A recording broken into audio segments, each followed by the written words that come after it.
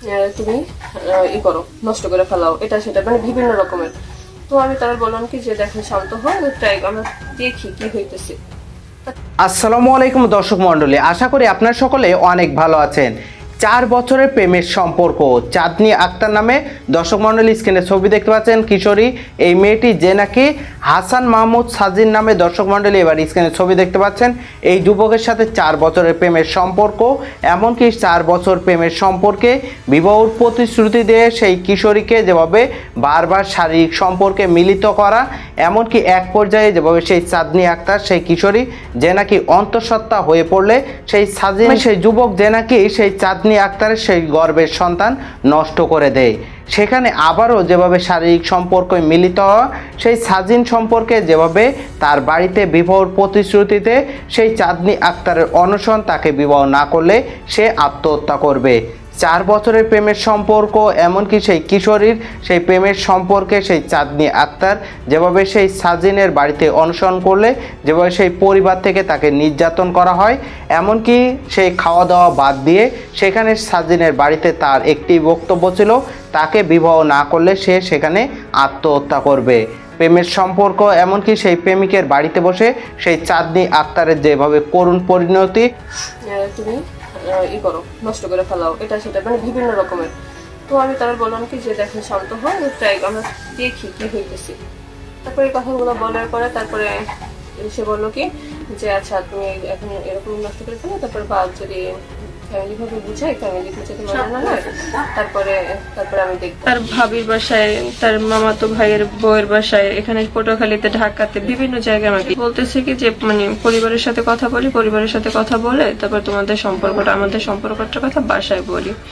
তার সাথে আমার সাথে মানে অনেক কথার কাটাকাটি মানে হয় প্রেগনেন্সি নিয়ে। সে বলতেছে এগুলো কেমনি কি, এই রকমের নিয়ে অনেক মানে রাগারাগি অনেক কিছু হয়েছে। সেজন্য সে আমাকে পটুয়াখালীতে নিয়ে অনেক মারধর করে। যখন আমাকে মারধর করে, বিষয় মানে মারধর করে আমাকে ওইখানে সেন্সলেস করে ফেলে। আমি ওইখানে পুরো মানে অনেক অসুস্থ হয়ে থাকি। রবিবার সকাল 9টা থেকে সাজিনের বসত বাড়িতে বিয়ের দাবিতে অনশন পালন করছেন এই প্রেমিকা চাঁদনী আক্তার। আমি এখানে আসছি, সকালে আসার পর আমাকে তারা অনেক টর্চারিং করছে, আমাকে অনেক মারধর করছে। এটা আমাকে অনেক মারধর করছে। সকালে এসে আমাকে অনেক, আমি যখন আসছি তখন থেকে আমাকে আমার উপর নির্যাতন শুরু করে দিতে। কাছে বলি তারা এই যে মানে ওইখানে যে তার বোন কলিয়া জিজ্ঞাস বললো যে এই মেয়ে আমাদের বাড়িতে আরো একবার আসছে। হ্যাঁ, আমি তাদের বাড়িতে আরো একবার আসছি। আমার আয়সা তো তাদেরকে বলা উচিত যে এরকম এরকম আমাদের সম্পর্কের কথা। যখন আমরা তাদের, আমি খুব মানে খুব ভালোভাবে ভদ্রভাবে আইসা আমি তাদের কাছে কথাটা বললাম। আমি মানে আমাকে বলছে যে আচ্ছা ঠিক আছে তুমি বলছো, এটা আমাদেরও জানার কথা, তো আমি তোমরা জানাইছো, তুমি ভালো করছো, তো এটা এখন আমরা সামাজিক ভাবে দেখি। তারপর আমার নাম্বারগুলো তারা প্রত্যেকটা মানুষ ব্ল্যাক লিস্টে ফেলাইছে, প্রত্যেকটা মানুষে। তো তার ভাই ভাইকে অনেকভাবে তাদেরকে বুঝাইছে, কিন্তু তারা কোনোভাবেই বুঝ নিতেছে না। আমি বিয়ে না করা পর্যন্ত এখানে বসেই মরবো, কেননা ভাইয়া আপনাদের সবারই মা বোন আছে, সবারই আছে। আগে দেখছি যে নারী নির্যাতন হয়, কিন্তু এখন যেটা দেখতেছি সেটা হইলে পুরুষ নির্যাতিত হইতেছে। এখন এমন অবস্থা বা এমন পরিস্থিতি, এই পুরুষ নির্যাতিত এক জায়গায় যাইয়া যে একটা বিচার বা একটা মানে সমাধান পাবো, সেটাও মানে মনে হয় কতদূর পাইতে পারি বা না পারি। আমি যখন কালকে সকালে এখানে আসছি, তখন আমার আসার পরই তারা বলতেছে আসছো কেন, তার তো মানে এরকম তাকে বিয়ের জন্য মানে হয়ে গেছে, বিয়ে পাকাপোক্ত হয়ে গেছে, কাবিন করাইয়া তারপরে ছেলের আনছি। এই কথা বলে এক পর্যায়ে আমাকে অনেক মারধর করে তারা। না, আমি কোনো খাওয়া দাওয়া করি নাই, আমি এখানে খাওয়া দাওয়া করবো না। আমার এখানে বিয়ে হবে, তারপরে আমি খাওয়া দাওয়া করবো, আমি এখানে লাশ বের হবে। এদিকে চাঁদনীকে মারধরের বিষয়ে অভিযুক্ত সাজিনের পরিবারের সদস্যদের জিজ্ঞাসা করা হলে তারা ক্যামেরার সামনে কথা বলতে চাননি, তবে জানান চাঁদনীর সব অভিযোগ ভিত্তিহীন। এগুলো সম্পূর্ণ হয়েছে বানোয়াট, আর সবকিছু পরিকল্পনা অনুযায়ী করতেছে। ওনার কাছে মিনিটে কল আসে, মিনিটে উনি কাদের সাথে কথা বলে, এই বাহিনীটা কারা কারা তথ্যটা কি করে উনি ভালো জানে। মেসেজ এটা ওইটা সারাদিন দিতে থাকে, কল দিতে থাকে। এখন কারা তথ্য দেয় কি রকমের, আমাদেরকে এরকম হ্যারাস করার জন্য কারা এগুলো করতেছে আমরা সঠিক বলতে পারি। 29 ডিসেম্বর রাতে চাঞ্চল্যকর এই ঘটনাটি ঘটেছে পটুয়াখালীর দুমকিতে। এ ব্যাপারে দুমকি থানার ভারপ্রাপ্ত কর্মকর্তা জাকির হোসেন বলেন, চাঁদনী আক্তারের মা থানায় একটি অভিযোগ দায়ের করেছেন। পুলিশ প্রাথমিক তদন্তে তাদের মধ্যে একটি সম্পর্কের পর্যন্ত সাজিন সকল ধরনের যোগাযোগ বিচ্ছিন্ন করে রেখেছে। সাম্প্রতিক সময়ে সাজিনের সঙ্গে অন্য মেয়ের বিয়ের কথা চলছে জানতে পেরে প্রেমিকা চাঁদনি সাজিনের বাড়িতে এসে অনশনে বসেন। এই বিষয়ে প্রেমিকা চাঁদনি আক্তার বলেন, আমি এই বাড়িতে আসার পর সাজিন আমাকে দেখেই বাড়ি থেকে পালিয়ে যায়। আমি সাজিনের ঘরের সামনে গেলে সাজিনের মা, ফুপু ও বোন 3 জনে মিলে আমাকে মারধর করে এবং আমার মোবাইল ফোন ছিনিয়ে নেয়। গণমাধ্যম কর্মীরা উপস্থিত হলে তাদের দেখে আমার মোবাইল ফোন তারা ফিরিয়ে দেয়। আমার মা থানায় অভিযোগ করেছে। ভুক্তভোগী এই তরুণী আরো বলেন, এলাকার প্রভাবশালীরা আমাকে বাড়ি ছেড়ে যাওয়ার জন্য চাপ প্রয়োগ করছেন। এমন অবস্থায় আমি নিজেকে নিরাপত্তাহীন মনে করছি। এরপর বলেন তাকে বিয়ে করতেই হবে, এমন দাবিতে বসেছেন অনশনে। দাবি না মানলে দিচ্ছেন আত্মহত্যার হুমকিও। চাঞ্চল্যকর এমন ঘটনায় এলাকা জুড়ে শোরগোল শুরু হয়।